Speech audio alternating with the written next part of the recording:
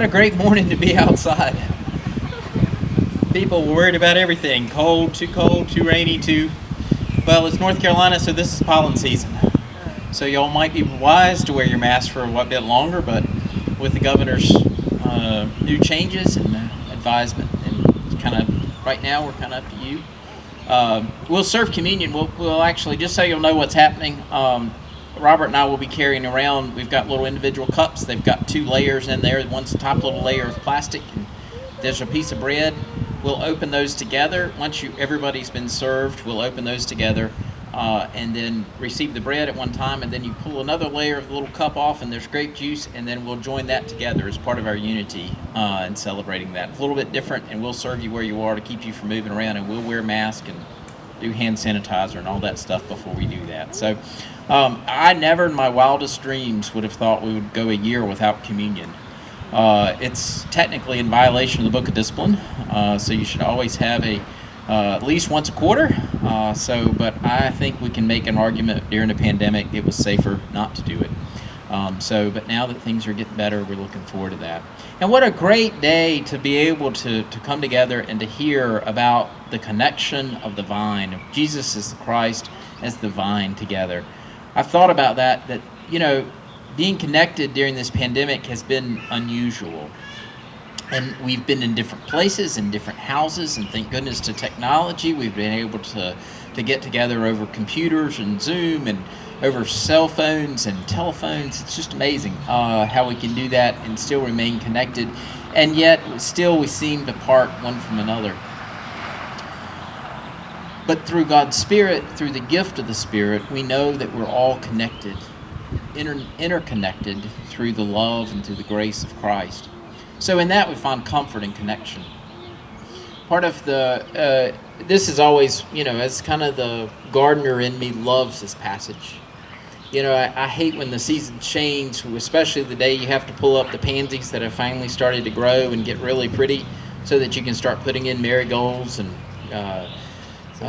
those geraniums and all that fun stuff that makes summer come alive even in the midst of the heat. But it's kind of hard to pull off those vines. There are other places where there's roses that have become kind of long and lanky, and yet we know that trimming those back, cutting off a bunch of that, sometimes throwing a whole armload of rose clippings into the fire or into the can for disposal, it looks like that poor little bush has been cut to death, and what happens to it? It comes back even stronger. My grandparents growing up, they had a great yellow bell or forsythia that was there on the side of the driveway. And that thing had been there, forever. It was as big as a car, maybe bigger. And so they decided that they were going to cut it back a little bit. Well, Grandpa didn't have a governor when it came to trimming bushes. Grandma never would let him actually cut much, and then so you know how that goes. But anyway, so Grandpa took that on and wound up cutting it. It wound up being about 6 inches tall off the ground. I mean, that would be kind of a shock. You go in and you're used to seeing a yellow bell bush that's the size of a car, and then it's 6 inches off the ground, and that's it, and about maybe, 10 inches wide. But after a couple of years, that bush was even prettier. It bloomed stronger. The branches were bigger. It does make a difference in gardening, and gardeners know that. In the Hebrew culture and Jesus' people that he was telling this story to, they grew on a farm, they lived in vineyards, they understood vines far better than what we do, probably for the most part. And so they could connect, they understood that. And the very idea that God is the vine dresser adds even a whole nother layer of understanding. That the true gardener doesn't let the garden go completely wild, but begins to nurture and cut and trim and shape. I'm always amazed when I go to places, I don't know, I think the Senior Botanical Gardens over in Kernersville, if you haven't been over there, it's worth a ride, and it's outside. You can just walk around and look. And they're beginning to train these long vines to go up poles and around and over forms that they've made for them. It just amazes me. There's a cool one at the garden shop. I really want one. It's a type of pine. I'm not sure exactly what it is. And the way they trim them, it goes up a tall pole, and people, they just kind of wiggle it back and forth, and it looks like a curvy mountain road up this pole, and it's been taped, and it just keeps going and going and going. I don't know how far that poor tree would go. But to be able to be shaped and nurtured and grown into that new way.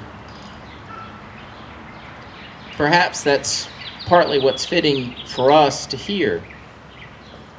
I hate ivy, not holly. Well, holly's okay, but ivy. There's some coming over over there by Dan's foot. Watch out, it'll probably get your foot wrapped around it before the end of the service, the way ivy grows this time of year. But ivy, I remember this little dogwood. See, I love having this outdoor illustration for this. I planned this all purposely. That little dogwood several years ago, the ivy had gone all the way up to the top of it. And if you look around on it, I think the root's still there. The ivy had grown about 3 or 4 inches across. And so ivy, the best way to cut it and trim it out of a tree is, take a hunk out of it, an inch or so it can't grow back together. If you just cut it one time, it'll grow back together. There's a place on the old creek myrtle around here where I got to trimming one time with the chainsaw. It was a branch. I brought a little chainsaw, trimmed it up. I wound up taking a hunk out of it on the branch I wanted to leave. So I just cut a little replacement and cut it about as close as I could and jammed it in that space. The darn tree just took that piece on and it's just filled it back in. Branches as strong as I guess it was any other place. But on that little ivy that had grown up that little dogwood tree there, cut a hunk out of it, and it still, the ivy kept living. And I couldn't figure out why in the world. And then on the back side of the tree, where I really hadn't paid much attention, there were some other shoots that were smaller. And I figured out that those little branches, even in the midst of that, were keeping that whole big part of that ivy alive. So I took my little saw and cut a little hunk out of those, and you wouldn't believe it, just a little bit of time, that ivy began to die away. That's kind of how it is. I mean, the vines can be a good thing, a good illustration, and part of being a vine, part of being connected to the vine, thinking about a vine, is to be nurtured in unusual ways and sustained. Other ways, when it becomes detrimental and claustrophobic, that it can take out a tree and kill it off. And yet, this image is the vine dresser that Jesus talks about, Christ, God working through and taking off just enough. Sometimes even cutting it back pretty severe. And yet in the midst of that, the fruit improves. The fruits, we think of Paul's fruits of the Spirit that are mentioned in Galatians. But at the same time, in John, there's a different type of fruit. And for John's gospel, part of the fruit of the gospel is to share the gospel with all the world. That's part of what's meaning there. Some of you have heard me say this before. It's attributed sometimes to St. Francis, to preach the gospel always, to use words when necessary. Our lives show forth Christ in our presence and in our midst. The way we handle situations, sometimes we get it perfect. Sometimes we fall short. Sometimes we have to back up, punt, and say we're sorry and move forward again. To rebuild relationships, to begin to trim again into friendships, and to be able to work forward. Those are all part of what it means to grow in faith and understanding. But the very idea that Christ is there, that God is the vine dresser, that through nurturing and sustaining and trimming our lives, we begin to shape it more and more like the way of Christ, to model our lives after Christ, to love and compassion, kindness and caring, to offer mercy to those that sometimes don't deserve it, to offer grace to others who completely share an affection one with another, and to care and nurture. Those are parts of life and part of what it means to be Christian and to grow in faith. Today I'm overly glad that we're able to celebrate communion together. For all of us, the communion is one of the things that connects us once again to Christ.